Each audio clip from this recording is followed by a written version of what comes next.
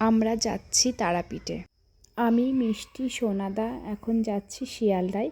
7টার সময় ট্রেন আছে আমাদের, যার জন্য অনেকটা ভোরে উঠে রেডি হয়ে আমরা বেরিয়ে পড়েছি।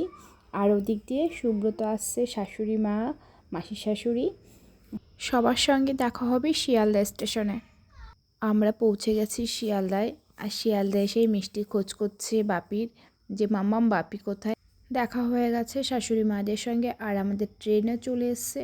মাকে সুব্রত তুলে দিল, আর এই যে মাসি উঠছে, আর মিষ্টি রয়েছে সোনাদার কাছে।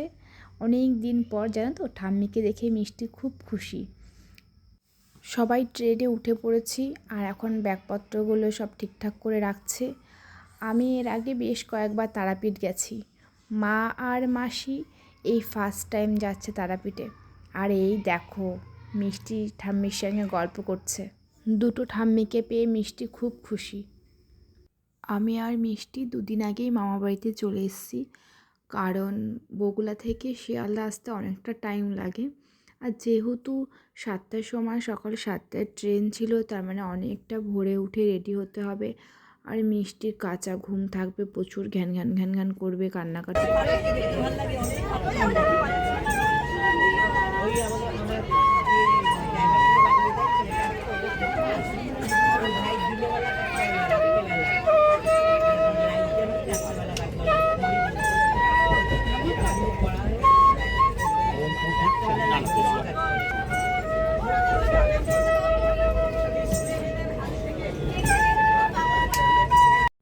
বাঁশিটা খুব সুন্দর বাজিয়েছে বলো, আমার খুব ভালো লাগছিল শুনতে, অনেক দিন পর শুনলাম। আর এখন এই মিষ্টির খিদে পেয়ে গেছে, মিষ্টিকে দুধ গুলিয়ে দুধ খাওয়াচ্ছিলাম। আর দেখো আমার দিকে তাকিয়েই আছে। আমি উপোস করে যাচ্ছি, আজকেই পুজো দেব। আমরা আবার কালকে আবার চলে আসব, যার জন্য কালকে আর পুজো দেবো না, কারণ আশার তাড়াটা থাকবে। তার জন্য আজকেই পুজো দেবো। জানো তো, সব আনন্দের মধ্যে একটু মনটা খারাপ লাগছে। কেন বলো তো, বোনটা আসতে পারেনি, ভাইটা আসতে পারেনি। মিষ্টির খাওয়া হয়ে গেছে, এখন চলে গেছে ওর বাপির কাছে। এখন ঠাম্মির কাছেও নেই, আমার কাছেও নেই। বাপির সঙ্গে বসে বাপির রুমাল নিয়ে এখন ও ভাঁজ করছে।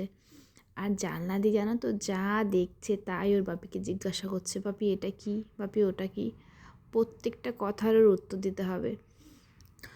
গল্প করতে করতে দেখো আমরা চলে এসেছি রামপুরহাটে।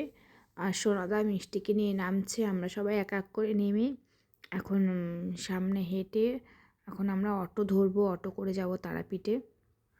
ট্রেন থেকে নামতে গিয়ে না আমার জুতোর ফিতাটা ছিঁড়ে গেছে, এখন জুতোটা সেলাই করতে হবে।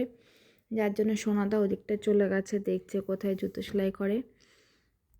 অনেক সময় ট্রেনে বসেছিল তো মা, যার জন্য পাটা বলছে ব্যথা করছে। আসলে এতটা সময় কখনো বসে থাকে না তো একভাবে। মা জিজ্ঞাসা করছিল আর কতটা হাঁটতে হবে, আমি বললাম চলে এসেছি, একটুখানি কি হাঁটতে হবে। অটো করে আমরা চলে এসেছি তারাপীঠে। আর অনেকটা বেলাও হয়ে গেছে, সবার খিদেও পেয়ে গেছে, যার জন্য সবাই নিরামিষ ভাত খেয়ে নিয়েছে। আমি কিন্তু খাইনি, আমি উপোস থেকেই পুজো দেব। সবাই পুজো দেবে, গিয়ে হোটেল নিয়ে স্নান করে তারপরে সবাই মিলে পুজো দেব। আর মিষ্টি যেন ঘুমিয়ে পড়েছিল, ও আর ভাত খায়নি, ও আমার কোলেই ছিল।